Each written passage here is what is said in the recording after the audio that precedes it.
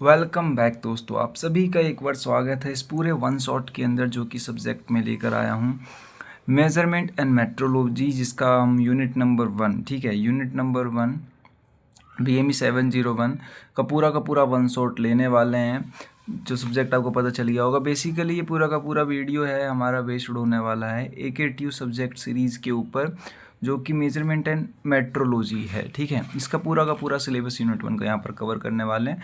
और अभी तक आपने मैज्ञान YT चैनल को सब्सक्राइब नहीं किया, पहली बार विजिट कर रहे हो तो मैं बता देता हूँ, यहाँ पर ATD, TD, टोम, FM ऐसे सारे के सारे मैकेनिकल कोर सब्जेक्ट डील करे जाते हैं, पढ़ाए जाते हैं एट अ फ्री कॉस्ट में। तो आप इस चैनल को सब्सक्राइब कर सकते हो। और this channel is core of mechanical, ठीक, मैकेनिकल अब सही लग रहा है, this channel is core of mechanical. ठीक है, देन आगे गो थ्रू करते हैं।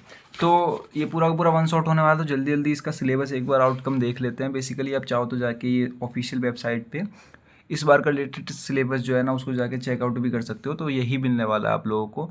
अब सिलेबस क्या है देख लो। सिलेबस 2 पार्ट में डिवाइड है। पहला पार्ट है मैकेनिकल मेजरमेंट, ठीक है, जिसके अंदर introduction to measure and measuring instrument, ठीक है, पहला टॉपिक है हमारा।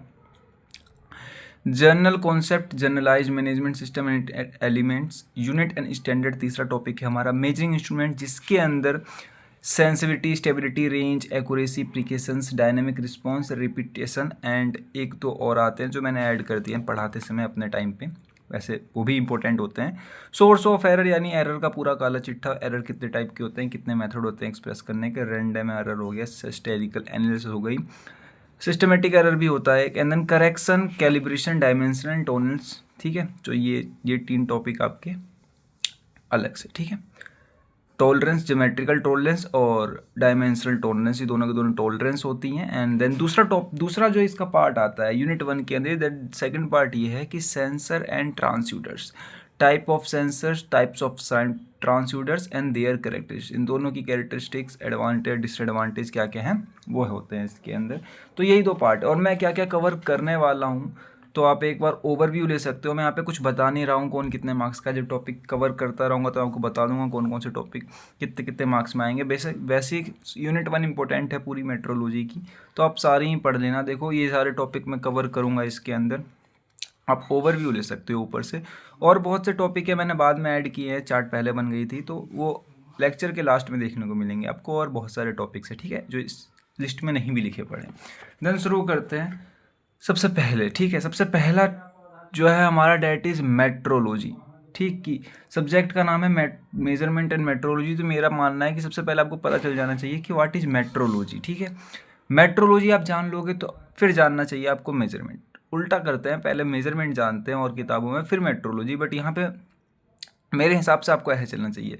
तो मेट्रोलॉजी एक वर्ड है जो कि ड्राइव, ठीक है, ड्राइव मतलब लिया गया है फ्रॉम ग्रीक वर्ड से, ग्रीक, ठीक है, ग्रीक, इसे याद रखना, मेन चीज़ है ग्रीक वर्ड से, जो कि पहला है मेट्रो एंड देन दूसरा है लॉजी, ठीक है, मेट्रोलॉजी। तो मेट्रो का मतलब होता है मेजरमेंट एंड लॉजी का मतलब होता है साइंस। तो मेजरमेंट में यूज होने वाले सारे साइंस को हम मेट्रोलॉजी कहते हैं, ठीक है। तो बेसिकली बहुत टेक्निकल डेफिनेशन नहीं है, बहुत आसान है। यही लाइन आगे लिखी पड़ी है, metrology the science of precision measurement, किसी मेजरमेंट को हमारी जांचने के लिए, करने के लिए जो इतनी भी साइंस यूज हो रही है उसे मेट्रोलॉजी कहते हैं, ठीक है। अब बात आती है मेजरमेंट। अब मैं आपको यहाँ पे बता देता हूँ एक चीज़ जो आप लोगों के काम आ सकती है, कि पूरे सब्जेक्ट के अंदर जो आपको मेट्रोलॉजी है वो मिलने वाली है 90%, एंड बचा हुआ आपका जो मेज़रमेंट है वो मिलने वाला है 10%। बेसिकली आप पूरे सब्जेक्ट के अंदर सिर्फ मेजरमेंट ही पढ़ने वाले हो, मेट्रोलॉजी कहीं नहीं पढ़ोगे। पर जहाँ पे भी मेजरमेंट की बात आएगी वहाँ पे इनडायरेक्टली मेट्रोलॉजी ही हम डील कर रहे होंगे, ठीक है, क्योंकि मेट्रोलॉजी पे ही पूरा सब्जेक्ट है। यहाँ पे इसका मतलब है कि मेजरमेंट की ऑल साइंस, ठीक है, ये सारी की सारी साइंस जो है ना मेजरमेंट की लगने वाली, उसी को मेट्रोलॉजी कहते हैं। तो हम हमेशा इनडायरेक्टली मेट्रोलॉजी ही पढ़ रहे होंगे, ठीक है। आगे शुरू करते हैं।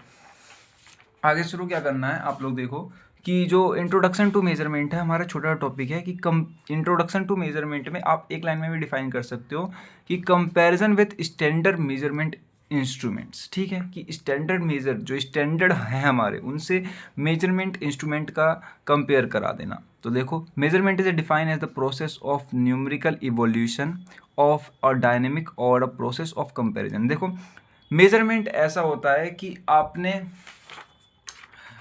कोई भी एक स्टैंडर्ड लिया, जैसे कि ये स्केल होता है हमारा, स्टैंडर्ड होता है ना, इस पे 1 सेंटीमीटर 2 सेंटीमीटर 3 सेंटीमीटर ऐसे लिखे हुए होते हैं उससे, और यहाँ पर आपके पास एक रॉड थी, तो आपने इसको इसके साथ कंपेयर करा लिया एंड देन आपको पता चल गया कि ये कितने मीटर की थी, मान लो कि कितने सेंटीमीटर की थी, मान लो ये 5 सेंटीमीटर की रॉड थी, तो आपने ये स्टैंडर्ड से मेजर कर लिया, ठीक है, तो डेट्स इट मेजरमेंट। तो comparison with standard measurement instrument. Measurement is define as the, या पढ़ लेना, न्यूमेरिकल इवोल्यूशन कोई आंकड़े हो सकते हैं यूनिट के, या कोई तरीका भी हो सकता है पूरा का पूरा प्रोसेस मेजर कराने का, ठीक है, विथ स्टैंडर्ड मेजरिंग इंस्ट्रूमेंट के साथ। तो आई होप कि आपको इतना समझ में आ गया होगा। देन आगे चलते हैं। मैं हाँ आपको बताना भूल गया शुरुआत में कि ये क्वेश्चन कितने कितने नंबर में आते हैं, तो मैं साथ में लिखते हुए भी चलता हूँ सारे टॉपिक के ऊपर कि कितने कितने नंबर के क्वेश्चन आ सकते हैं। देखो, ये जो है ना, ये 2 मार्क्स में पूछा जा सकता है मेट्रोलॉजी क्या है, एंड इंट्रोडक्शन टू मेजरमेंट, ये भी 2 मार्क्स के लिए इम्पोर्टेंट है, लेकिन दोनों मिला के कंबाइन करके 7 मार्क्स में भी क्वेश्चन आता है, ठीक है, कि मेजरमेंट और मेट्रोलॉजी से आप क्या समझते हो, 7 मार्क्स में क्वेश्चन आ जाता है। तो देखो, टाइप्स ऑफ मेट्रोलॉजी तो 2 तरीके की होती है, लीगल मेट्रोलॉजी और डायनेमिक मेट्रोलॉजी। डायग्राम चाहो तो आप बना सकते हो, ब्लॉक डायग्राम की जगह ये जो मैंने बना रखे हैं ऐसे डायग्राम, इनसे नंबर थोड़े एक्स्ट्रा मिल जाते हैं, बाद बाकी लिखते तो सब लोग ही हैं, ठीक है। Legal metrology is that a part of a metrology which treats unit of measurement, method of measurement and measuring instrument. देखो, यहाँ पे 3 चीज मेन थी, unit of measurement, method of measurement and measuring instrument. तो इन सब के साथ जो भी ट्रीट कर रही होती है, जो भी काम चल रहा होता है हमारा इन 3 प्रोसेस के साथ, तो वो लीगल मेट्रोलॉजी के अंदर आता है, ठीक है।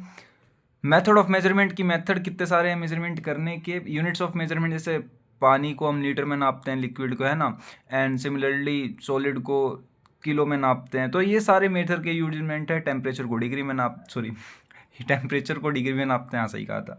एंड मेजरमेंट इंस्ट्रूमेंट हमारे वर्नियर कैलिपर हो गए, स्केल हो गई, मेजरिंग डिवाइसेस हो गई बहुत सारी। ये चीज़ इंपॉर्टेंट है, ठीक है, 2 नंबर में यही पूछ ली जाती है कभी कभार। The activities of the service legal metrology या मेट्रोलॉजी की जो एक्टिविटीज़ होती हैं वो क्या क्या होती है, 2 ही होती है। पहली होती है control of measuring instrument and दूसरा है testing of prototype model of measuring instrument. पहला मेजरिंग इंस्ट्रूमेंट को कंट्रोल करना एंड दूसरा उसके टेस्टिंग करना है प्रोटोटाइप मॉडल्स यानी उसी के पार्ट्स को मेजरिंग इंस्ट्रूमेंट के। देन दूसरी बात करते हैं डायनेमिक मेट्रोलॉजी की, ठीक है, ये 2 नंबर में क्वेश्चन पूछे जाएंगे और कंबाइन करके आया तो 7 नंबर में आ जाएगा, ठीक है। डायनेमिक मेट्रोलॉजी, तो dynamic metrology the technique of measuring small variation of A continuous nature, ठीक है। यहाँ पे मैं आपको बताऊँ, यहाँ पे ना हम यूनिट की बात कर रहे होंगे और ना ही बात कर रहे होंगे किसी स्पेसिफिक प्रोसेस की, यहाँ पर हम छोटे से छोटे चीज़ की बात कर रहे हैं मेज़र करते समय, जो कि ख़राब भी नहीं हुई है कोई इक्विपमेंट, और तभी भी हम उसको मेज़र कर रहे हैं। Dynamic metrology means measuring accuracy of moving और changing system in real time. जैसे कि आप एग्जाम्पल समझो, measuring vibration of a running engine. हाँ, यहाँ पर हमारा इंजन जो है ना, रनिंग इंजन जो है या फिर इंजन कह लो, ये ख़राब भी नहीं हुआ है, ठीक है, बस खाली हम इसकी वाइब्रेशन चेक कर रहे हैं कि ये जो है हमारा इंजन है ये कितना ठीक है पहले कितनी तेज कितनी देर तक वाइब्रेट करता था, कितने डेसिमल पे वाइब्रेट करता था और अब कितने पे कर रहा है। तो इस तरीके के जितने भी मेट्रोलॉजी से मेजरमेंट करी जाती है उन्हें कहते हैं डायनामिक, और आंकड़ों के हिसाब से करी जाए या हमें बहुत बड़ा अंतर दिखाई दे तो वो लीगल मेट्रोलॉजी सब जगह होती है, ठीक है। तो मेट्रोलॉजी आपको समझ में आ गया होगा। देन आगे का टॉपिक है हमारा मेथड ऑफ मेजरमेंट्स, ठीक है। यहाँ पर मैंने कुछ नाम लिख रखे हैं, सारे टॉपिक को डिटेल्स में बात नहीं करी है। डायरेक्ट मेथड, जैसे आप नाप लेते हैं by the help of vernier caliper, scale, ठीक है, या कोई दूसरा मेथड हो गया जो डायरेक्टली नाप लिया जाता है। इनडायरेक्ट में ऐसे एंगल आ जाता है, एंगल, इंसिडेंट एंगल की हेल्प से या कोई रेशियो एंगल की हेल्प से हम मेथड हैं ये मेजरमेंट करने के, ठीक है। आई नो कि आपको समझ में आ रहा होगा। एब्सोल्यूट एंड फंडामेंटल मेथड, वैसे 2 नंबर में क्वेश्चन आता है, आप कुछ नाम याद रख लेना, सारे लिखने की जरूरत नहीं है, आप 2-3 भी नाम लिखोगे तो मोर देन सफिशिएंट होगा। कॉम्पिटेटिव मेथड है, ट्रांसपोजिशन मेथड है, डिफ्लेक्शन मेथड है, कॉम्प्लीमेंट्री मेथड है, एंड देन कंटेक्ट मेथड है, और देन सबसे लास्ट में ये हमारा है contactless method of measurement are adopted depending upon the accuracy. Accuracy के हिसाब से हम देखा जाता है कितना कंटेक्ट करना है उसके अंदर, ठीक है।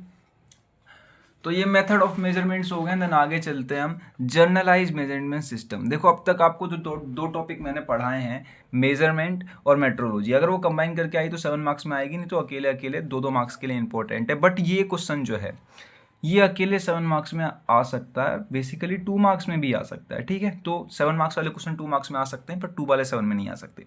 तो 7 मार्क्स के परस्पेक्टिव से ये क्वेश्चन इंपॉर्टेंट है। जर्नलाइज मैनेजमेंट सिस्टम, यानी पूरे मैनेजमेंट सिस्टम की जर्नलाइज एक वे कि कैसे मैनेजमेंट कर रहे हैं, मतलब कैसे मेजरमेंट कर रहे हैं हम, ठीक है, किसी भी कंपोनेंट का।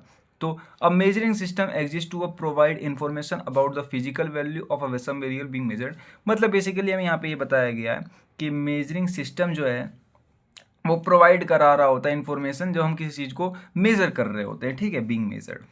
तो मेन चीज़ वो नहीं थी, वो तो आप खुद भी लिख सकते हो, ये चीज़ है। देखो आप पूरे यूट्यूब पे चल जाओ, आपको एक जगह पे पूरा सिलेबस कहीं नहीं मिलने वाला है। तो ये चैनल आपके लिए बहुत ही ज़्यादा गोल्डन है। एंड स्टिल मैंने इसके सारे लेक्चर भी अपलोड कर रखे हैं, आपने विजिट नहीं किया है तो कर लेना, बहुत डिटेल से बात करी है उसके अंदर मैंने।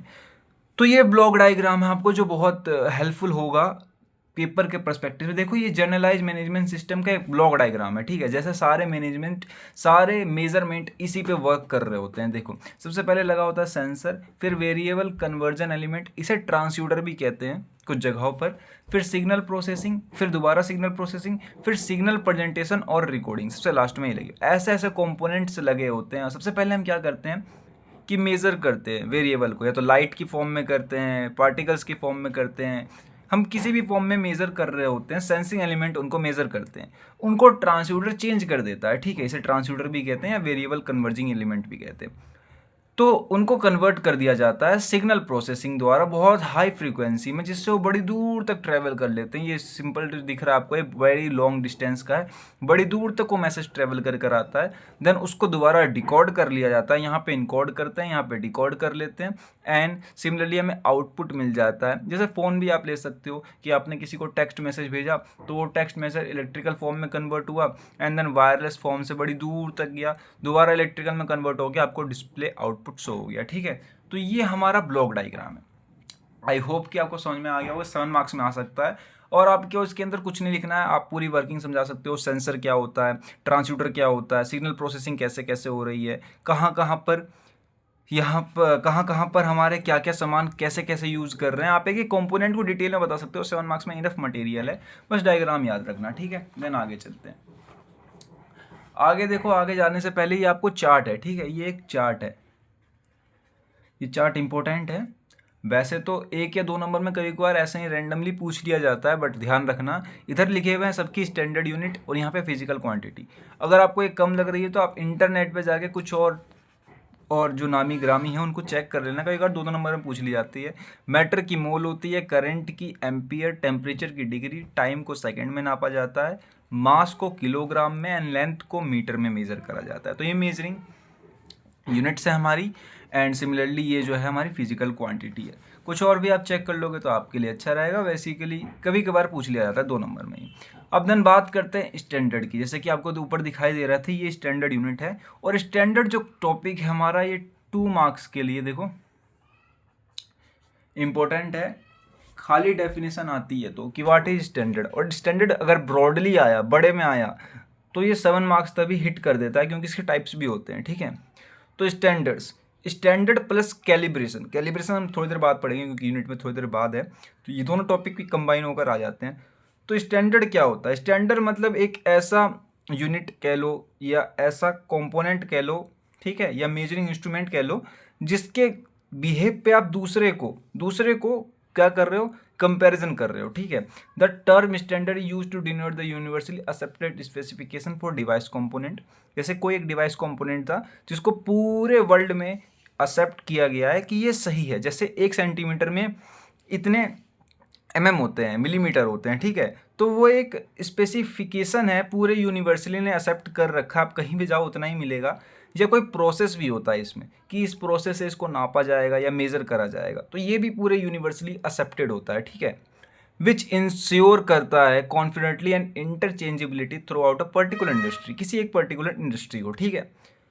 अगर ये बहुत ही ज़्यादा टेक्निकल डेफिनेशन लग रही है तो मैं सिंपल बता देता हूँ आपको डेफिनेशन कि स्टैंडर्ड आर रिफर्स यूनिट और आर्टिफैक्ट, किसी का आर्टिफैक्ट होते हैं, ये रेफरेंस यूनिट होते हैं डेट डिफाइन द एक्यूरेसी, ठीक है, एक्यूरेटली भी लिख सकते हैं यहाँ पे, एक्यूरेसी इन अ मेजरमेंट, कोई भी मेजरमेंट में एक्यूरेसी जानने के लिए हम यूज़ कर रहे होते हैं स्टैंडर्ड्स के, ठीक है। तो आप ये डेफिनेशन भी याद कर सकते हो, ईजी वाली है, बेसिकली आपको समझ में आ ही गया होगा।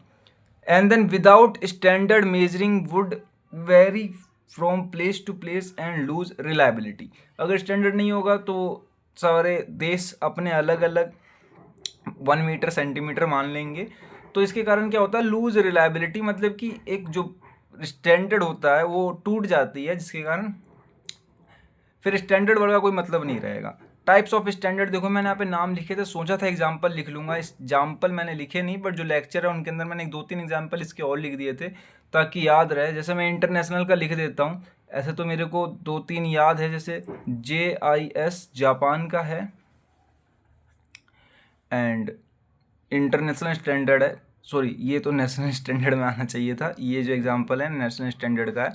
JIS हम जापान में यूज़ कर रहे होते हैं और AUIS USA में यूज़ कर रहे हैं, ये स्टैंडर्ड स्पेसिफिकेशन है जो कि हम यूज़ कर रहे होते हैं। वैसे आप लेक्चर विजिट करोगे तो इनके कुछ एग्जांपल्स भी दिख जाएंगे आपको। इंटरनेशनल स्टैंडर्ड जो इंटरनेशनल लेवल पे यूज़ किए जाए, इसके टाइप से याद रखना, और आपको अंदर लिखना भी है इसकी डेफिनेशन, मैंने यहाँ पे लिखी नहीं है अपने पर्सपेक्टिव ऑफ व्यू से, बट आप लिख लेना। नेशनल स्टैंडर्ड जो नेशनल लेवल पे यूज़ होंगे। प्राइमरी स्टैंडर्ड के अंदर आता है एटॉमिक क्लॉक, जो कि बेसिकली आपको लेबोरेटरी में या रिसर्च सेंटर पे देखने को मिलेगा, और सेकेंडरी होते हैं प्राइमरी के रेफरेंस में, ठीक है,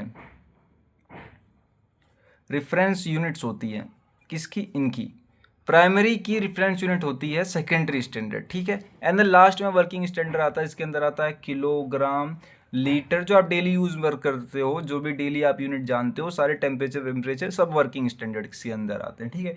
तो ये 5 टाइप की स्टैंडर्ड्स होते हैं, इनको 2-3 लाइन लिख देना और एक दो एग्जाम्पल लिख देना, बस इनफ है, मोर देन 7 नंबर के लिए। आगे चलते हैं। अब देखो, मैंने यहाँ पर आपके लिए सिलेबस से हट कर एक अच्छी बात लिख रखी है जो पूरे सिलेबस में आपको कहीं देखने को नहीं मिलेगी, ठीक है। पर आप मैकेनिकल से स्टूडेंट, बीटेक कर रहे हो, मैकेनिकल के स्टूडेंट हो, तो ये आपके लिए बहुत काम आएगी इन फ्यूचर, ठीक है, इंटरव्यूज़ में। तो समझ लो क्या है, गेट के पेपर के लिए भी। तो मेजरमेंट जो होती है ना, पूरी की पूरी मेजरमेंट, तो the purpose of a measurement is defined to the true value of a part. देखो यहाँ पे ध्यान देना, ट्रू वैल्यू लिखा पड़ा है मैंने, ट्रू डायमेंशन, ठीक है। True value of part, part से मतलब कोई भी कंपोनेंट हमारा हो गया, तो हम पूरी मेजरमेंट इसीलिए कर रहे होते हैं किसी की ट्रू डायमेंशन फाइंड करने के लिए। But no measurement can be made absolutely accurate, ठीक। तो कोई भी मेजरमेंट आज तक की जितनी भी है या आने वाली है फ्यूचर में, तो कोई भी एब्सोल्युटली करेक्ट नहीं होती है, एक्यूरेट नहीं होती है, उसमें हमेशा कुछ ना कुछ एरर होता है। The amount of error depend upon the method, skills, design etcetera, ठीक है। या तो वो मेथड पे डिपेंड कर रहा है, स्किल पे, डिज़ाइन पे, अदर फैक्टर पे भी यूज़ कर सकते हैं इसे। तो thus the true dimension of a part can not be determine, इसीलिए हम खाली उसका अप्रॉक्सीमेट ही मानते हैं, निकालते हैं, ठीक है। पर पूरे पूरे के पूरे मेजरमेंट सब्जेक्ट के अंदर हम अप्रॉक्सीमेट को हम बराबर ट्रू वैल्यू मान के चलेंगे, ठीक है। किसमें, बीटेक AKTU में, AKTU में हम इसको ट्रू ही मान के चल रहे हैं, बट एक्चुअली में वो अप्रॉक्सीमेट वैल्यू है, ठीक है। तो इंटरव्यू में काम आएगा और गेट में भी, कि कोई भी डायमेंशन ट्रू नहीं होती है, हम उसको अप्रॉक्सीमेट मान के चलते हैं कि वो ट्रू के बराबर है, ठीक है। अब देन आगे काम करते हैं, आगे चलते हैं। तो ये हमारा एक टॉपिक है एक्यूरेसी। एक्यूरेसी, तो accuracy, the agreement of a measurement value with the true value, the measured quantity is called accuracy. देखो यहाँ पे 2 वर्ड है, measured value and the true value. समझौता मेजर्ड वैल्यू का और असली वैल्यू का, यानी ट्रू वैल्यू का जो कंपोनेंट का होना चाहिए था, उसी को क्या कहते हैं, एक्यूरेसी कहते हैं। या फिर दूसरी डेफिनेशन है, the difference between the measured value and the true value is known as, oh sorry ये दूसरी डेफिनेशन नहीं है, ये यहाँ पर है एरर। एरर एक छोटा सा वर्ड आता है जो कि आगे हम चल के ब्रॉडली डिस्कस करेंगे, बट जो डिफरेंस होता है मेजर्ड वैल्यू और ट्रू वैल्यू के बीच का, तो वही होता है एरर, ठीक है। और उनके बीच में जितना भी दूर होगा मेजर्ड वैल्यू और ट्रू वैल्यू, वही होगी हमारी एक्यूरेसी। जितनी पास होगी उतनी अच्छी है, और जितनी दूर होगी उतना ज़्यादा एरर है उसके अंदर। तो accuracy is directly indirectly proportional to error, ठीक है। जितनी ज़्यादा एक्यूरेसी होगी ना उस मटेरियल की, उतनी कम ही एरर होगी, या उल्टा मान सकते हो जितनी ज़्यादा एरर होगी उतनी एक्यूरेसी कम होगी। तो यहाँ पे लिखा भी पड़ा था lesser the error more is accuracy, ठीक है। तो ये इंग्लिश में लाइन लिखी पड़ी। आप ये जो चीज़ दिख रही है आपको, ये अगर पेपर में बना दोगे तो इसके एक्स्ट्रा मार्क्स मिलेंगे। और एक्यूरेसी नंबर का क्वेश्चन देखो 2 मार्क्स में आता है, और एक बार ये 7 मार्क्स में भी आया था, बाद बाकी 2 मार्क्स में आता है, ठीक है। बेसिकली 2 मार्क्स में आता है, पर एक बार 7 मार्क्स में भी आया था ये। अब देखो एक्यूरेसी एंड प्रिसिशन, ये दोनों के दोनों टॉपिक में अलग अलग सोच रहा था पढ़ाने की, बट ये दोनों कंबाइन करके ही आते हैं मोस्ट ऑफ द टाइम। अगर अलग अलग भी आते हैं तो आप अलग अलग लिख देना, याद कर लो साथ में। तो एक्यूरेसी एंड प्रिसिशन ये होते क्या हैं? तो term of precision and accuracy are used in connection with the performance. Performance मतलब कि हमारा जो इंस्ट्रूमेंट है वो कितना अच्छा उसका आउटपुट निकल कर आ रहा है, हमें कितनी अच्छी उसकी रीडिंग मिल रही है, सारा परफॉर्मेंस के ऊपर डिपेंड हो रहा होता है। तो ये दोनों हेल्प कर रहे होते हैं उसकी बढ़ाने में, ठीक है। तो एक्यूरेसी इधर है, प्रिसिशन इधर है, आपको कुछ नहीं करना है, खोल के देखते रहना। मैं दोनों का डिफरेंस अभी क्लियर कर देता हूँ। और अब कुछ लोगों को दिक्कत हो सकती है, तो मैं यहाँ पे एक पहले लाइन ले लेता हूँ। देखो शुद्धता का मतलब होता है एक्यूरेसी, मटेरियल कितना शुद्ध है आपका। एंड देन प्रिसिशन का मतलब होता है सटीकता, कि उसकी जो डायमेंशन है वो कितनी सटीक है, ठीक है। तो ये दोनों ही आपको एज आई थिंक समझ में आ गए होंगे। Accuracy is the degree of closeness of a measurement to the target value, reference value, इसी को कहते हैं हम ट्रू वैल्यू, ठीक है। उसके बीच की जो क्लोजनेस है वो बता रही है कि टारगेट वैल्यू से ट्रू वैल्यू की, यानी मेजर्ड वैल्यू, ठीक है, मेजर्ड वैल्यू से हमारी ट्रू वैल्यू या टारगेट वैल्यू की कितनी क्लोजनेस है। वहीं प्रिसिशन की बात करें तो precision the degree of closeness of measurement with each other. जैसे कि एक कंपोनेंट आपने बनाया तो उसी के डायमेंशन दोबारा आपने चेक किए, तो वो दोनों आपस में कितने मैच खा रहे हैं। आपने प्रोसेस अलग कर दिया पर चेक किया, ठीक है। एक्यूरेसी ऑफ्टन रिफर्ड एज बायस एरर, बड़ा एरर, और ये एक बड़ा एरर होता है, ठीक है। लेकिन प्रोसेसर जो करता है ना, या तो रिप्रोडक्टिविटी एरर कर रहा होता है, रिप्रोडक्टिविटी एंड देन रिपीटेबिलिटी, ये 2 एरर अकर कर रहा होता है। Accuracy is measuring near the true value, हमेशा ट्रू वैल्यू के पास रहेगी या थोड़ी बहुत दूर रहती है। बट जो प्रिसिशन होता है वो कंसिस्ट रिजल्ट देता है रिपीटेटिव मेजरमेंट का। मैं आपको एक डायग्राम के अंदर समझाता हूँ कि दोनों में डिफरेंस क्या है। वैसे तो आपको एक ग्राफ दिखाऊंगा, उससे समझ में आ जाएगा। जैसे मान लो ये एक आपने कंपोनेंट बनाया, इसकी डायमेंशन रखी हमने x, प्रोसेस नंबर 1 से हमने इसको चेक किया है, मेजर किया है, तो इसकी डायमेंशन आई x, ठीक है। सिमिलरली x की वैल्यू ले लेते हैं 1.25 mm, और अब दूसरे प्रोसेस से हम इसको चेक कर रहे हैं, मतलब कंपोनेंट से भी है हमारा। तो इस बार जो x की वैल्यू आ रही है प्रोसेस नंबर 2 से चेक करने पे, तो x बराबर हो जा रहा है 1.252 mm। तो ये दोनों आपस में नियर अबाउट है, डेट मीन्स की प्रिसिशन जो है ना वो हाई है। अब बात आती है ट्रू वैल्यू की। मान लो ट्रू वैल्यू 1.50 mm होना चाहिए था, बट दोनों बार कितना आया 1.25 1.25, यानी एक्यूरेसी इसकी लो है बट प्रिसिशन हाई है। प्रिसिशन मतलब आपने एक ही कंपोनेंट को 2 प्रोसेस चेक किया और दोनों पास आए, दोनों नियर बाय, तो प्रिसिशन हाई है, बट एक्यूरेसी उसकी ट्रू वैल्यू से कितनी ओरिजिनल डायमेंशन दूर थी, ठीक है। अब देखो एग्जांपल की तौर से आप अगर समझोगे तो ये ग्राफ है, ठीक है। ग्राफ आपके लिए लेकर आया हूँ, ग्राफ बहुत इंपॉर्टेंट है।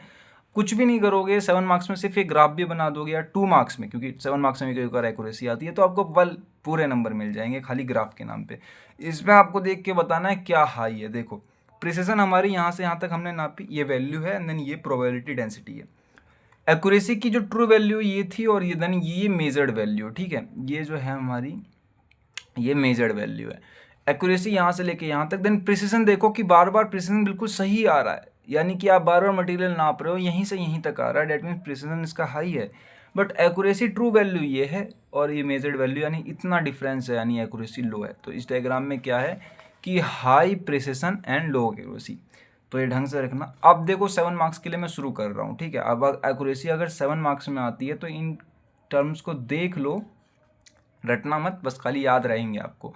फैक्टर अफेक्टिंग द एक्यूरेसी, कौन कौन से फैक्टर अफेक्ट करते हैं? तो 5 एलिमेंट्स हैं जो एक्यूरेसी को अफेक्ट करते हैं, मतलब उसको बदल देते हैं, पूरे की पूरी एक्यूरेसी को ही चेंज कर देते हैं। मतलब पहले अच्छी थी ये खराब से अच्छी कर देते हैं, अच्छी से खराब कर देते हैं। तो अफेक्ट कौन कौन से करते हैं? या तो कैलिब्रेशन स्टैंडर्ड, वर्क पीस, या तो कोई जो आदमी काम कर रहा है स्किल वाला आदमी चाहिए हमें, and then inherent characteristics of, ये हमारे कुछ प्रॉपर्टीज़ हैं, ठीक है। एंड देन जो उसको ख़राब कर देते हैं, किसको, एक्यूरेसी को। And then factor affecting the environment, जो इन्वायरमेंट के कारण हमें अफेक्ट कर रहे होते हैं उनको, उनसे भी एक्यूरेसी डैमेज होती है, इफेक्ट पड़ता है उनके ऊपर। तो फैक्टर अफेक्टिंग द स्टैंडर्ड, फटाफट से जल्दी जल्दी कॉम्बो ले लेते हैं इसका। तो स्टैंडर्ड क्या, देखो स्टैंडर्ड में भी अफेक्टेड बाय स्टैंडर्ड, इन चीज़ों से। स्टैंडर्ड मतलब जो ऐसा पीस है जिससे हम दूसरे को कंपेयर कर रहे हैं। मान लो स्टैंडर्ड खराब था तो सारे अपने आप ही खराब होते चल जाएंगे।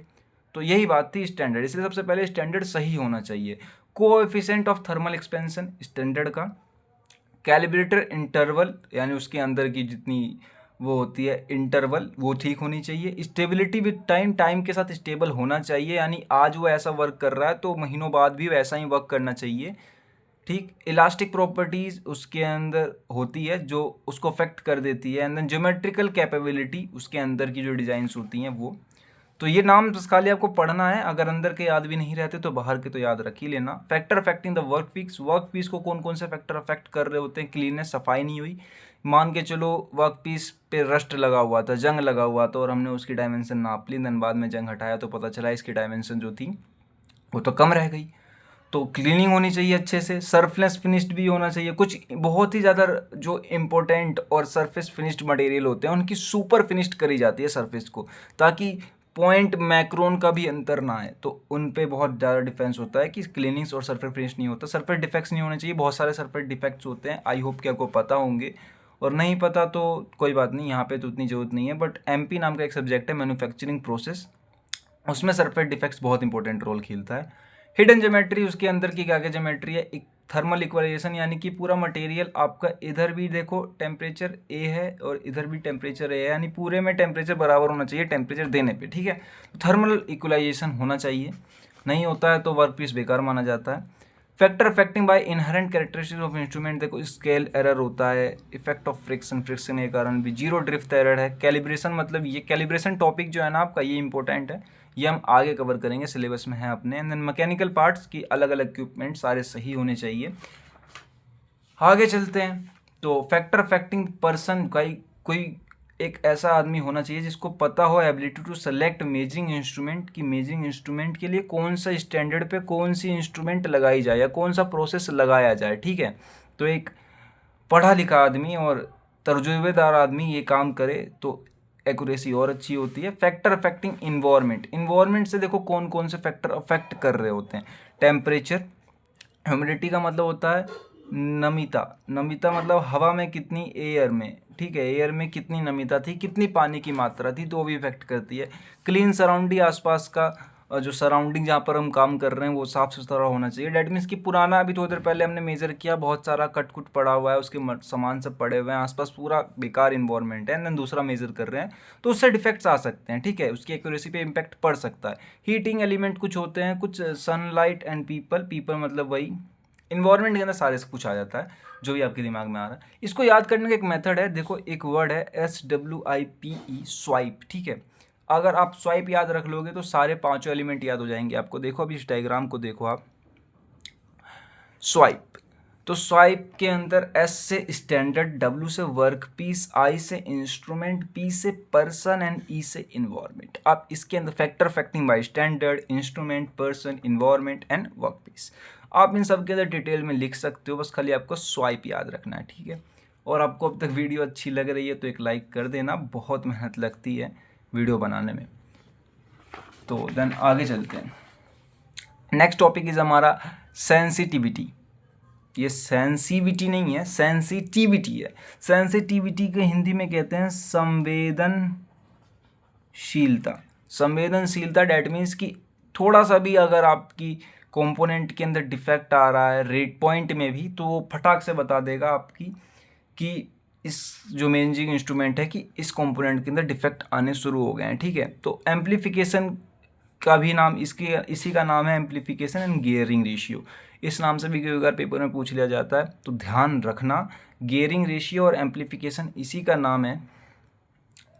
सेंसिटिविटी में भी define as the rate of the displacement of indirectly device and instrument. जो मैंने बताया आपको कि थोड़ा सा भी चेंज हो रहा है तो वो डोनेट कर देगा कि कितना चेंज हो रहा है और आपको जल्दी से अवेयर हो जाना है। Sensitivity of an instrument in ratio of scale spacing, कितना स्केल स्पेस हुआ, तो स्केल डिवीजन की कितना स्केल था। जैसे कि सिंपली आपको एक ग्राफ ध्यान में रखना है यही होता है स्केल कह रहा हूँ सेंसिटिविटी, ठीक है। तो इधर इंस्ट्रूमेंट की रीडिंग दिखाई दे रही है एंड देन मेजर्ड क्वांटिटी जो हमने मेजर करी है, तो ये यहाँ से लेके डी एक्स डी वाई, तो सेंसिटिविटी जो बराबर होती है वाई डी एक्स अपॉन में डी वाई के। अगर ये डायग्राम बनाकर आपने लिख दिया इतना भी तो स्टिल ऑप्टिमम है, मतलब अच्छी चीज़ है। नहीं आपको भी समझ में नहीं आया तो मैंने एक इसकी आसान डेफिनेशन भी लिख रखी है। बेसिकली मैंने सबकी एक आसान डेफिनेशन लिखी है जितने भी इसके अंदर आगे टर्म आने वाले हैं। तो easy concept of sensitivity of measurement या सेंसिटिविटी इन मेजरमेंट भी लिख सकते हो आप।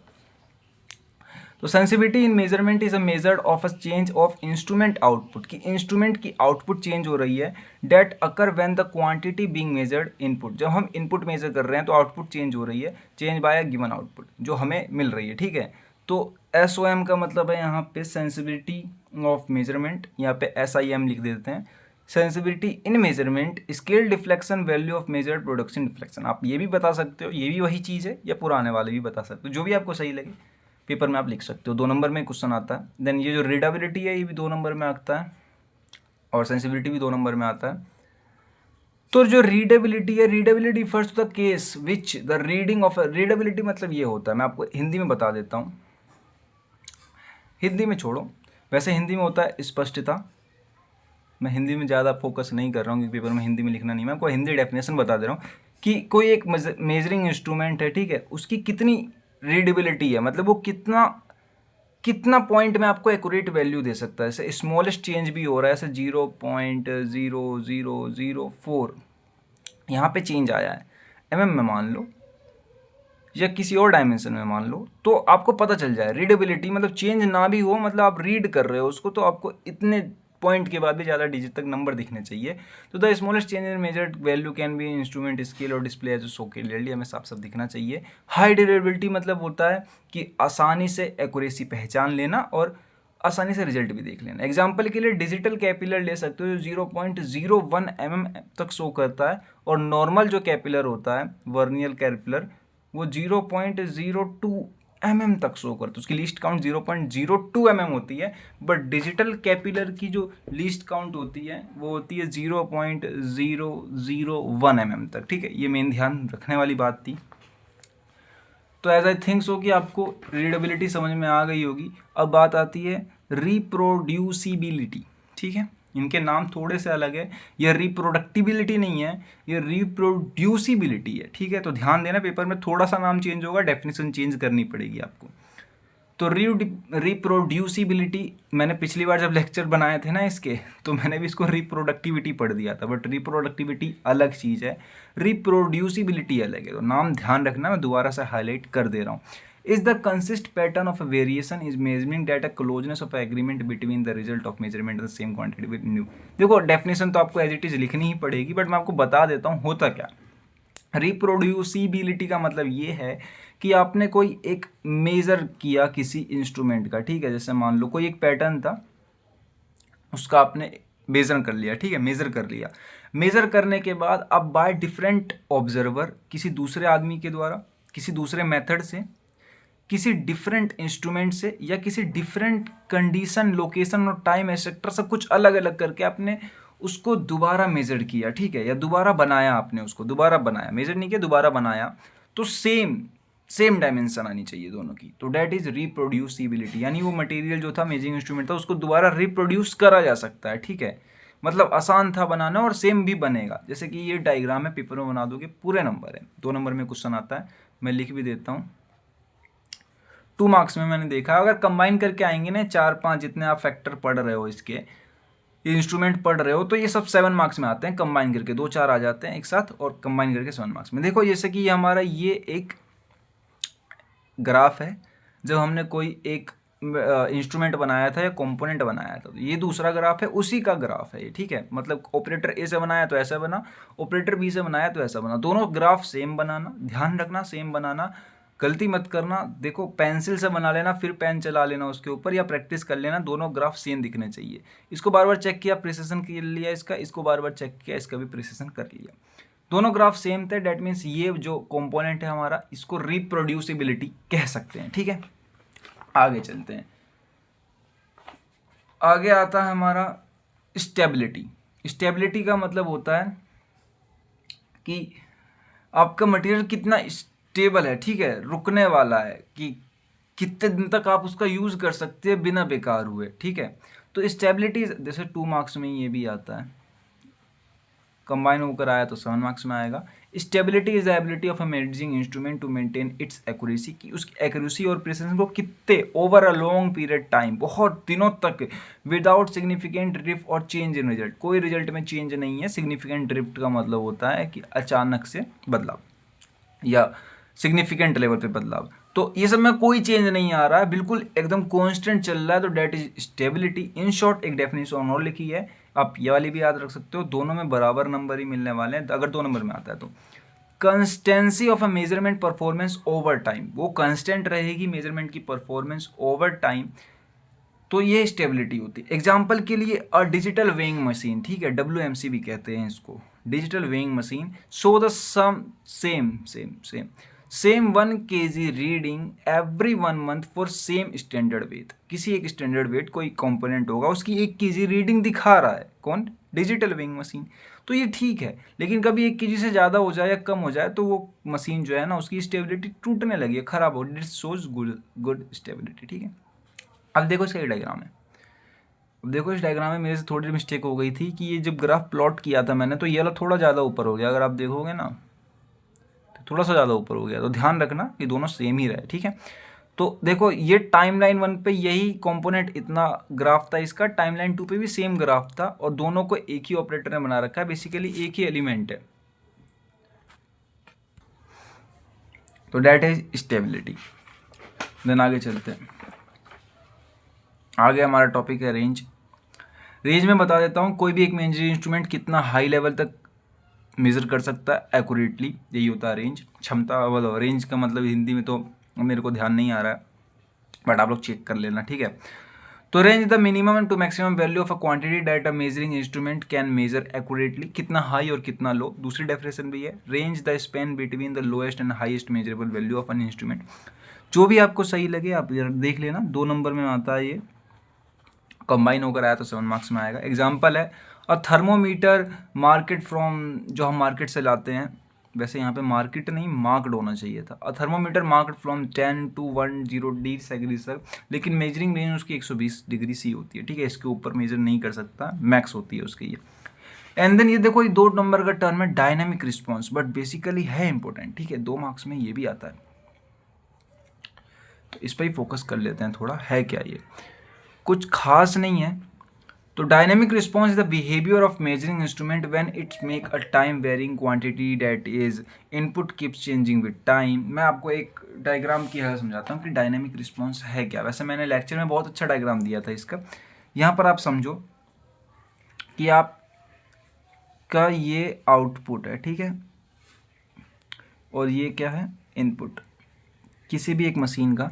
आप इनपुट को क्या कर रहे हो, चेंज कर रहे हो, ठीक है, तो आउटपुट कितने टाइम बाद चेंज हो रहा है, ठीक है, आफ्टर टाइम। आप इनपुट चेंज कर रहे हो तो आउटपुट कितने टाइम बाद चेंज हो रहा है, तो इसी को कहते हैं डायनामिक रिस्पॉन्स। यही होता है, ये सबसे कम होना चाहिए किसी भी मेजरिंग इंस्ट्रूमेंट का, नहीं तो अंदर का टेम्परेचर मान लो रेफ्रिजरेटर का जो था वो था -4 फ्रिज जमाने वाले पे, या 0 मान लो, चलो 0 था, ठीक है, माइनस माइनस नहीं फिर प्लस प्लस कुछ भी नहीं रहेगा, 0 डिग्री सी था, ठीक है, फ्रिजरेटर का, ठीक है।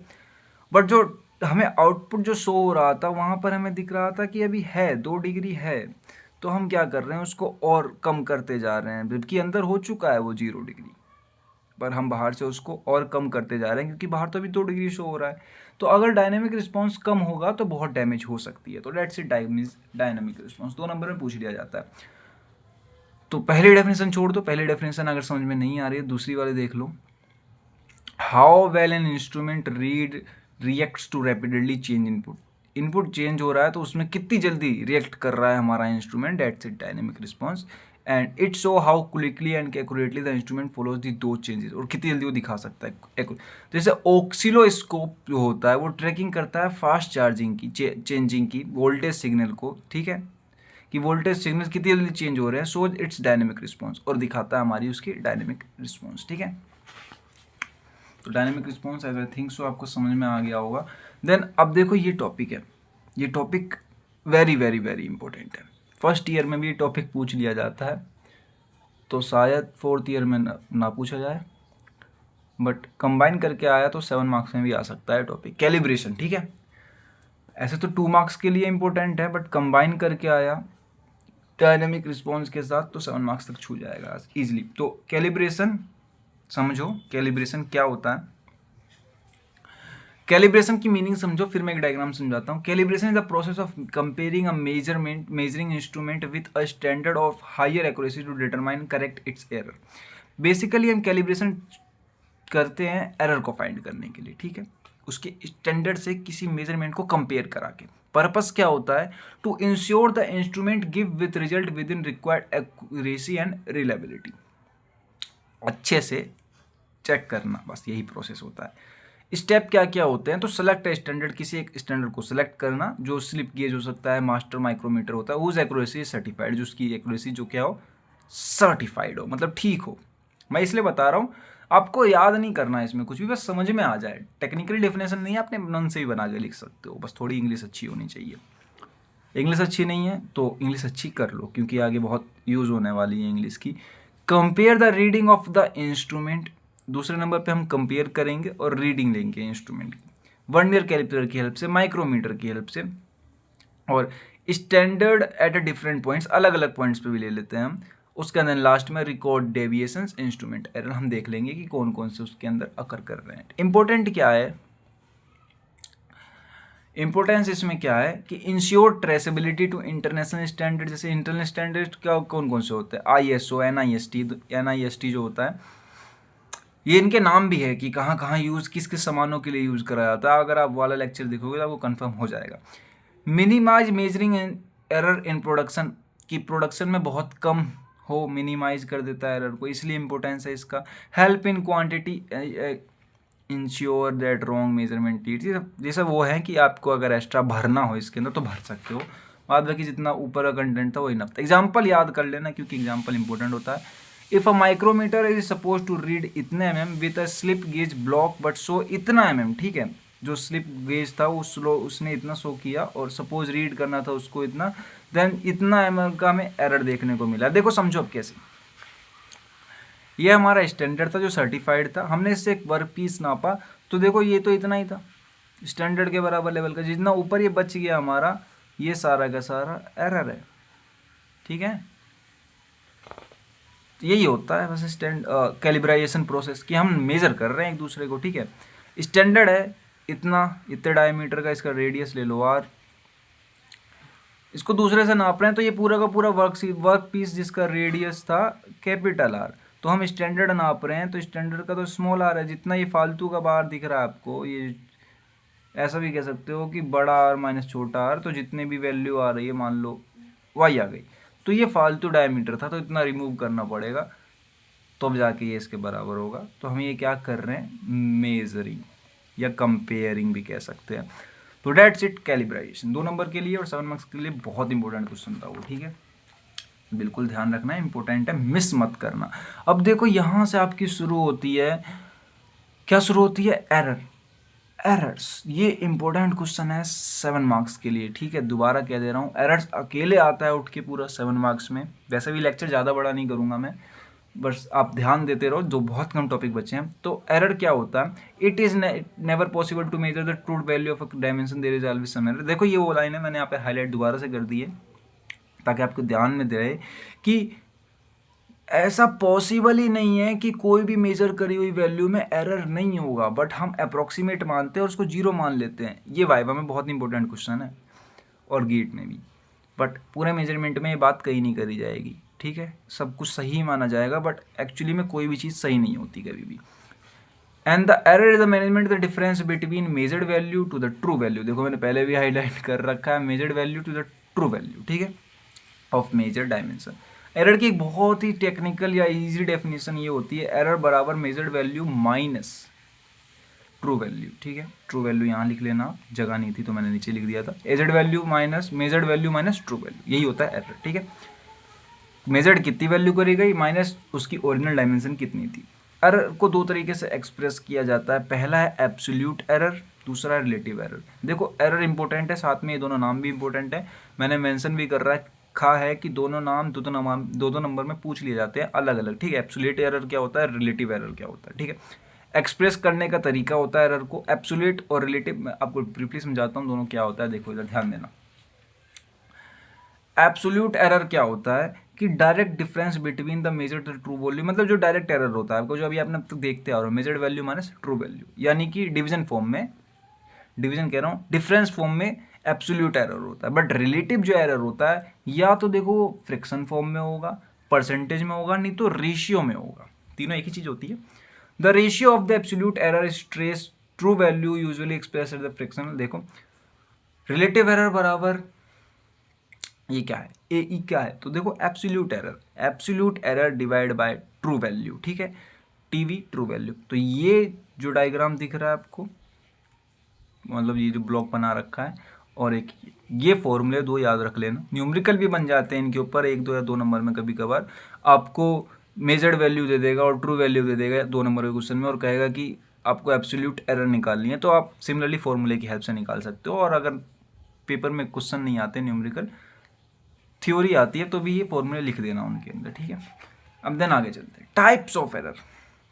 वैसे तो देखो टाइप्स ऑफ एरर तीन ही हैं, systematical, random and environmental, but ये तीनों, मैं आपको एक चीज़ बताता हूँ, ये खास बात है, 7 मार्क्स का क्वेश्चन है पर इसमें से 2 मार्क्स के क्वेश्चन बहुत सारे बनते हैं। सिस्टमेटिकल अकेले 2 नंबर में पूछ लिया जाता है, रैंडम भी अकेले 2 नंबर में पूछ लिया जाता है, या इन्वायरमेंटल एरर भी अकेले 2 नंबर में पूछ लिया जाता है, या कभी कभार ऐसा भी होता है ये और ये, यानी इसको और इसको मिला के 2 मार्क्स में पूछ लिया जाएगा, या इसको और इसको मिला के 2 मार्क्स में पूछ लिया जाएगा, या इसको और इसको मिला के 2 मार्क्स में पूछ लिया जाएगा। मतलब कैसे भी घुमा के दो भी 2 मार्क्स में आ सकते हैं, तीनों भी 2 मार्क्स में आ सकते हैं, और 7 मार्क्स में भी आ सकते हैं, ठीक है। 7 मार्क्स में आया तो आपको पूरा ही लिखना है। देन आगे चलते हैं। तो सबसे पहला है सिस्टमेटिकल एरर। सिस्टमेटिक एरर क्या होता है, बेसिकली वो वाला एरर जिसको कंट्रोलेबल एरर भी कहा जाता है, जो इजीली कंट्रोल भी हो जाता है। These error include calibration error, calibration की हेल्प से आते हैं, ये अकर कर रहे होते हैं। Error due to variation in atmosphere condition, variation in contact pressure etcetera. These error can be eliminate हो सकते हैं, hence also called as controllable error, ठीक है, इसको ही सिस्टमेटिक एरर भी कहा जाता है। These error are repetitive in nature, consist and similar form. जैसे एग्जाम बहुत अच्छा डायग्राम में है, अगर पेपर में बना दोगे तो बहुत ही अच्छे नंबर मिलेंगे। ये पूरा एक हमारा क्या था, कंपोनेंट था, जहाँ पर ये कुछ कुछ डॉट्स दिख रहे हैं, ये एरर थे, यही हमारे सिस्टमेटिकल एरर थे, यानी इतने कंपोनेंट को हमें रिमूव कर देना है। लेकिन बात करते हैं दूसरे नंबर पे रैंडम एरर की, ठीक है। तो रैंडम एरर क्या होता है, तो these error are caused to due variation in position of sitting standard and work pieces error, यानी तो स्टैंडर्ड में ही कोई दिक्कत थी, नहीं तो वर्क पीस में ही कोई दिक्कत थी, तब ये एरर अकर करते हैं, ठीक है। Due to displacement of level joints of instrument, due to backless and friction के कारण भी होते हैं, ये कुछ टर्म्स हैं, आप याद रख लेना। Magnitude and sense of these error can not be determine, ये बहुत ही रेयरली होते हैं, कहीं पर भी घुसे पड़े होते हैं, हमें पता भी नहीं चलता कहाँ कहाँ होते हैं, ठीक है, तो इनको जानना बहुत मुश्किल होता है। These error are not consist भी नहीं होते हैं, और इसलिए इनका नाम रख दिया गया है रैंडम एरर, ठीक है। डायग्राम क्या समझोगे समझ में आ जाएगा। इस पूरे डायग्राम में ये कंपोनेंट था, इसमें छोटे छोटे पॉइंट्स कहीं भी है एज ए रैंडम, हमें पता भी नहीं है, ऐसी ऐसी जगहों पर भी है, इसलिए इसका नाम है रैंडम एरर। इन्हें ठीक नहीं किया जाता, इसमें जो हमारा मटेरियल पीस होता है उसे रिजेक्ट कर दिया जाता है, ठीक है। और सबसे लास्ट में आता है हमारा इन्वायरमेंटल एरर। अब देखो डायनेमिक रिस्पॉन्स लिखा पड़ा है इसके ऊपर, तो इन्वायरमेंटल एरर लिखना चाहिए था, हाँ। तो इन्वायरमेंटल एरर, तो these error are cause due to effect of surrounding temperature, pressure, humidity on the measuring instrument. ये तो आपको समझ में आ ही रहा होगा, ये आप बना के लिख भी सकते हो। To avoid error this kind of metrology laboratory standard room 20 degree C maintain करे गए हैं सब जगह बनाने के लिए, ठीक है, कि 20 डिग्री सी यानी 20 डिग्री सी पर सारे के सारे मेंटेनेंस हमारे जो लेबोरेटरीज हैं वो वर्क करने चाहिए, तभी हमारे ये एरर कम होते हैं, अवॉइड करे जाते हैं। और अभी तक ये यूनिट देखने के लिए थैंक यू वेरी मच, और वीडियो अच्छी लग रही हो तो लाइक ज़रूर कर देना, चैनल पे पहली बार हो सब्सक्राइब कर लेना, कमेंट कर देना एक अच्छा सा, शेयर कर देना, बोलना पड़ता है दोस्तों क्योंकि चैनल चला रहा हूँ। बेसिकली आपको पूरा सब कुछ यहाँ पर मिलेगा, आप बेझिझक होकर यहाँ पे विजिट कर सकते हो। देन लास्ट टॉपिक पे हम लोग आ गए हैं, हमारे यूनिट का फर्स्ट पार्ट खत्म हो गया। फटाफट से सिलेबस क्या ही कवर को, वैसे वीडियो की लेक्चर बड़ी हो गई, आप जाके मैच कर लेना। फर्स्ट पार्ट सारा खत्म हो गया, सेकंड पार्ट शुरू कर रहे हैं हम, ठीक है। सेंसर और ट्रांसड्यूसर्स, इसको थोड़ा नीचे कर लेते हैं आपको पता चले। वन शॉट चल रहा है BME 701 यूनिट नंबर 1, ठीक है। Sensors, a sensor is a device that detects a physical quantity, कोई भी फिजिकल क्वांटिटी डिटेक्ट करती है, like temperature, pressure, displacement, light etcetera, कुछ भी हो सकती है, and convert into measurable signal usual electric में चेंज कर देती है, ठीक है। अब ये डायग्राम है, डायग्राम आप बना दो पेपर में, जैसे 2 नंबर में क्वेश्चन पूछ लिया जाता है। मैंने पीछे बताया नहीं, पीछे जितने भी क्वेश्चन हमने अभी थोड़ी देर पहले डील किए हैं, जो नहीं बताए मैंने, नहीं बता दिए थे, एरर तक चल रहे थे, एरर तक सारे बता दिए थे आपको, तो ये 2 मार्क्स में आते हैं। अगर ये दोनों मिलाकर आया सेंसर और ट्रांसड्यूसर तो 7 मार्क्स में आएगा, नहीं तो अकेले 2 मार्क्स में आएगा। सेंसर के लिए इनपुट है, आउटपुट है। इनपुट में वो फिजिकल क्वांटिटी लेगा, मेजर करेगा, जैसे कि भी बताया मैंने, temperature, pressure, displacement, light, photon, तो ये सब यहाँ से लेगा। आउटपुट में हमें इलेक्ट्रिकल सिग्नल देगा। 3 नाम है, आपको जो भी याद रहे, वोल्टेज करंट देगा, रेजिस्टेंस चेंज देगा या फ्रीक्वेंसी चेंज देगा। आप तीनों में जो भी याद रखना चाहो आप रख सकते हो, 3 नाम है, ज़्यादा नाम भी नहीं लिखे मैंने। Purpose of sensors in metrology important है, कभी कभार 2 नंबर में यही पूछ लिया जाता है, बट आप सेंसर पूरा ही पढ़ लो क्योंकि ज़्यादा बड़ा टॉपिक भी नहीं है। Sensor are final stage of any measurement system, sensor मतलब सेंस कर रहे हैं उसको, सही है गलत है, तो ये फाइनल स्टेज होते हैं हमारे। This sense the parameter should it can be proceed, display और रिकॉर्डेड, या तो उसे दिखा दिया जाता है सेंस करके, या उसे रिकॉर्ड करके रख लिया जाता है, ठीक है। डिफरेंस बिटवीन सेंसर ट्रांसड्यूसर, वैसे तो हमारे सिलेबस में सिर्फ ये 2 ही हैं, एक्यूरेटर नहीं है, बट देखो स्पेलिंग भी नहीं बोल पा रहा हूँ मैं। एक्टिवेटर जो है हमारा, आई होप कि सही प्रोनाउंस हो रहा हो, एक्टिवेटर बहुत मेन होता है, अपने सिलेबस में नहीं था तभी मैंने ऐड कर दिया, ठीक है। तो सेंसर क्या होता है, डिटेक्ट कर रहा होता है, ट्रांसड्यूसर उस डिटेक्ट करे फॉर्म को दूसरे फॉर्म में चेंज कर देता है, ठीक है। Convert one form energy to another. अब एक मेन बात यह है कि all sensor are transducers but not all transducer are sensor, सारे सेंसर जो होते हैं वो ट्रांसड्यूसर होते हैं क्योंकि वो चेंज कर देते हैं, बट सारे ट्रांसड्यूसर जरूरी नहीं है कि वो सेंसर ही हो, ठीक है। एग्जांपल में मैंने दिखाया था कि सेंसर चेंज कर देते हैं इलेक्ट्रिकल फॉर्म में, तो सारे सेंसर ट्रांसड्यूसर होते हैं बट जरूरी नहीं है कि ट्रांसड्यूसर सेंसर हो। एक्वेटर क्या होता है, इन दोनों को मिला दोगे तो एक्वेटर होता है, convert electrical signal into physical movement of surface, ठीक है। क्या होता है एक्वेटर, इन दोनों को मिला दो तो ये एक्वेटर बन जाता है। General working principle of sensor, वैसे तो इतना कुछ डिटेल में आपको नहीं लिखना है पेपर में, 7 मार्क्स में, अगर 2 मार्क्स में आया तो इतना ही लिख देना जितना बताया अब तक में। अब 7 मार्क्स की गाड़ी शुरू कर रही है, यहाँ से मैं लिख देता हूँ 7 मार्क्स के लिए। अब हम आगे जा रहे हैं general working principle of sensor के लिए, तो देखो change in resistance, change in inductance, change in capacitance, voltage generation और चेंज इन लाइट इंटेंसिटी। इनके थोड़े थोड़े एग्जाम्पल भी दे दिए हैं कि RTD, थर्मिस्टर, स्ट्रेन गेज। अगर आपको एग्जाम्पल याद नहीं हो रहे हैं तो इग्नोर करो, इतना डिटेल में किसी को निकला। इंडक्टेंस, रेजिस्टेंस, कैपेसिटेंस, 3 तो ये हो गए। वोल्टेज जनरेशन में चेंज कर देते हैं या तो हम लाइट की इंटेंसिटी में चेंज कर देते हैं, तो यही जनरल वर्किंग प्रिंसिपल पे हम वर्क कर रहे होते हैं। क्लासिफिकेशन ऑफ सेंसर्स, तो 3 तरीके, वैसे 5 तरीके के होते हैं बट 3 मेन हैं, 2 साइड रोल पे हैं। Based on power requirement, based on output nature, based on contact type, based on measure quantity and based of principle of operation. एक एक करके सबको डील करते हैं। आपको सिर्फ एक पढ़ना है, सेंसर ट्रांसड्यूसर में सेम चेप देना, कुछ चेंज मत करना, सेम ही चेप देना पूरा का पूरा। मैं दिखाऊंगा दोनों सेम है। Based on power requirement, active sense, देखो पावर रिक्वायरमेंट में 2 इंपॉर्टेंट होते हैं, अब ये दोनों के नाम देख लो, 2 नंबर में अकेले अकेले पूछ लिए जाते हैं। 2 मार्क्स के लिए ये भी इंपॉर्टेंट है, 2 मार्क्स के लिए ये भी इंपॉर्टेंट है, अलग अलग। एक्टिव सेंसर क्या होते हैं और पैसिव सेंसर क्या होते हैं, देखो 2 नंबर में सिर्फ यही पूछ लिए जाते हैं अकेले अकेले, वो भी। तो active sensor, no external power needed, हमें इसको चलाने के लिए कोई एक्सटर्नल पावर नीड नहीं होती। वहीं पैसिव सेंसर को चलाने के लिए need on external power source, हमें ज़रूरत होती है। Generate there on signal from the measure quantity, खुद बनाते हैं सिग्नल, ठीक है, मेजर क्वांटिटी की। एग्जाम्पल के तौर पे thermocouple, piezoelectric source, photovoltaic cell etcetera. But output depend on change in electric property, ये रेजिस्टेंस है, ये कैपेसिटेंस, आगे इंडक्टेंस और लिख सकते हो आप। RTD, strain gauge, LVTD, LVTT and potentiometer, इसमें इंपॉर्टेंट कौन कौन से हैं, तो देखो थर्मोकपल याद रख लेना, RTD, LVTD एंड पाइजो इलेक्ट्रिक, ठीक है, इनको याद रख लेना। स्ट्रेन गेज इंपॉर्टेंट है, इसे भी याद रख लेना। वैसे नहीं, अगर याद रखने का मन नहीं है तो याद ना भी रखोगे तो भी चल जाएगा। देखो मैंने एक डायग्राम बना दिया था, ये 2 मार्क्स के लिए इंपॉर्टेंट है, मुझे याद था उस समय भी कि ये आपको अलग से हाईलाइट करना पड़ेगा कि बेस्ड ऑन पावर रिक्वायरमेंट पे 2 ही होते हैं, एक्टिव सेंसर या पैसिव सेंसर, ठीक है, ठीक है, ठीक है, ठीक है। ये क्वेश्चन आ सकता है 2 नंबर में। Based on output nature, analogue sensor, digital sensor. नाम से बता देता हूँ, इसमें कॉन्टिन्यूस आउटपुट मिलता है और इसमें बाइनरी फॉर्म में मिलता है 0 1 0 2। 2 मार्क्स के लिए इंपॉर्टेंट, 2 मार्क्स के लिए important. Analogue sensor continuous output मिलता है, इसमें बाइनरी फॉर्म में मिलता है 0 1 0 1 0 1। कुछ यूनिवर्सल एग्जांपल है पाइजोमीटर, RTD, प्रॉक्सिमिटी स्विच या ऑप्टिकल इनकोडर, जो भी आपको याद रहे। एग्जांपल मैं इसलिए कह रहा हूँ बार बार, पेपर में एग्जांपल लिखोगे तो ज़्यादा अच्छे नंबर मिलेंगे, बट 7 नंबर में इतने ज़्यादा एग्जांपल कोई नहीं देखता।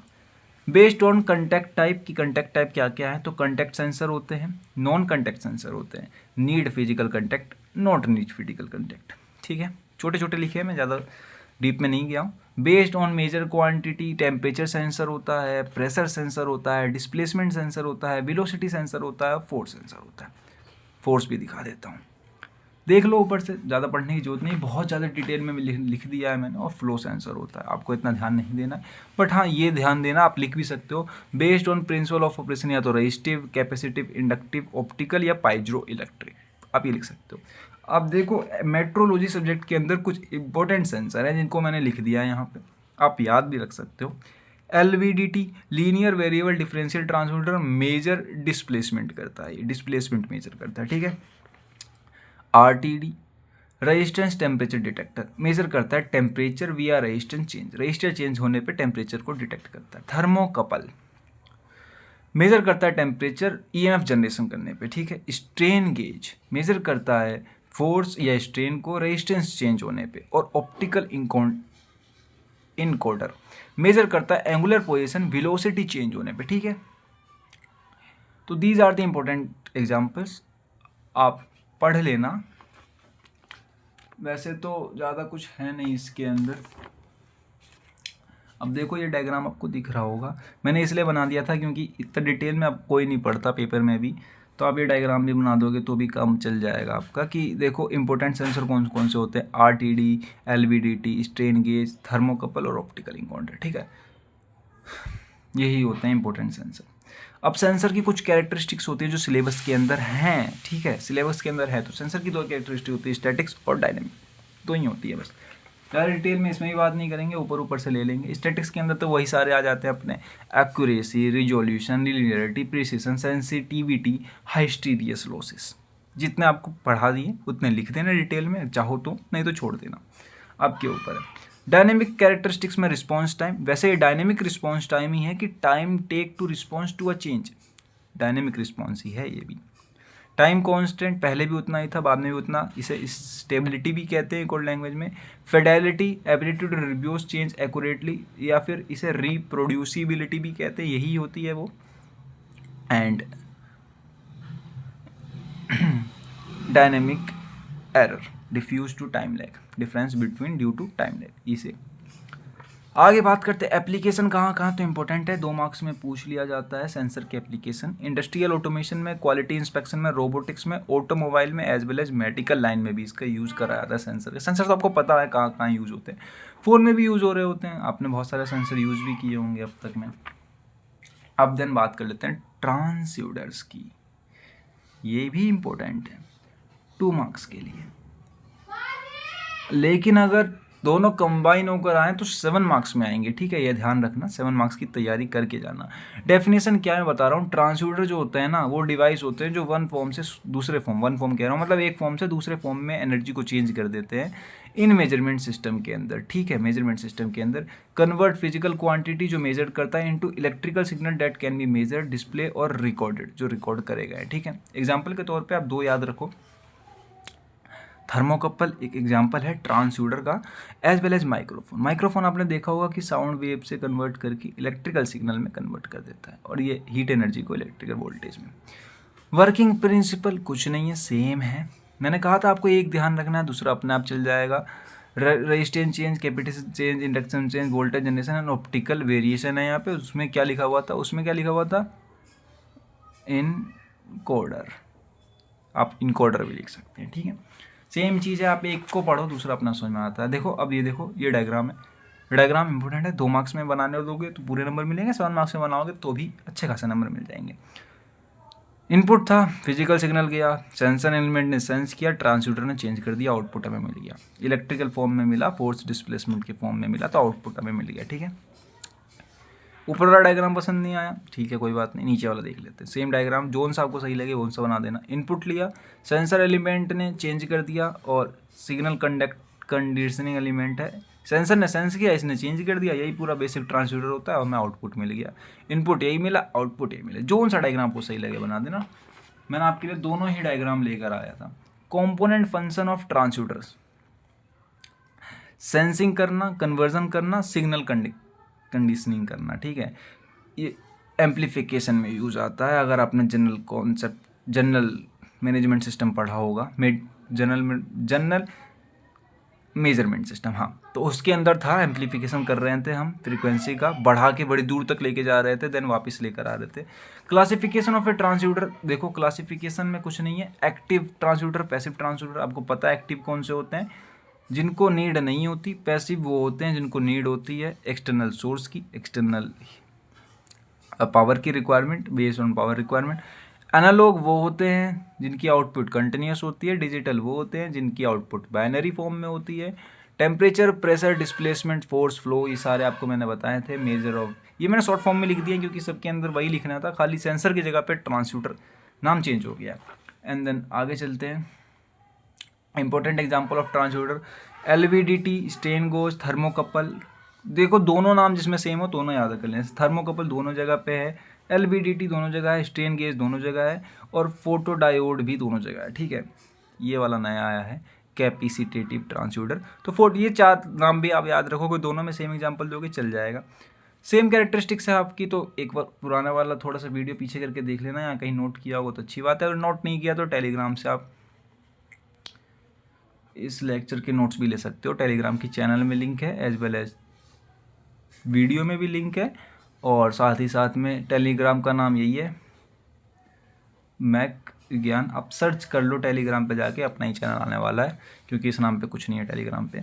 एप्लीकेशन, इंडस्ट्रियल, ऑटोमेटिक में, मेडिकल में, ऑटोमोबाइल में, रोबोटिक में, एरोस्पेस में, वही सारे नाम दोबारा से। और इसमें एक चीज़ नहीं ऐड करती, एडवांटेज डिसएडवांटेज दोनों के लिए सेम ही है। आप चाहो तो इसमें लिखो, चाहो तो उसमें लिखो। Easy signal transmission over a long distance, competitive with control system, high sensitivity, can measure very small changes। ये दोनों चीज़ सेम ही हो जाती है ना, नहीं कि मेजर स्मॉल चेंजेस किया तो उसकी हाई सेंसिटिविटी हो गई, बट आप पेपर में लिख देना, अलग अलग लिख देना, दोनों चीज़ अलग अलग है। Required external power for passive types होती है। Sensitivity to noise and interference बहुत ज़्यादा होती है, सेंसिटिव होती है नॉइज से और इंटरफेरेंस पे। कैलिब्रेशन नीडेड रेगुलरली, कैलिब्रेशन का मतलब हम चेक करते रहेंगे कि ये सही है कि ख़राब हो गया सेंसर को, इसलिए रेगुलरली चाहिए होता है हमें ये। तो आज के लेक्चर में तो बस इतना ही था। ये लास्ट एक पेज बचा था, मैंने आप लोगों के लिए बनाया था। Thank you all of you यहाँ तक स्टे करने के लिए। अगर कोई डाउट हो तो कमेंट करके पूछ लेना, और चैनल दोनों, एक यूट्यूब पे भी है, टेलीग्राम पे भी, आपको जोन से ज्वाइन करना हो कर लेना। सेकेंड यूनिट की लेक्चर में जल्दी बनाकर अपलोड कर दूंगा। तब तक के लिए स्टे कनेक्टेड विथ मैक ज्ञान। चलो मिलता हूँ आपको नेक्स्ट वीडियो में।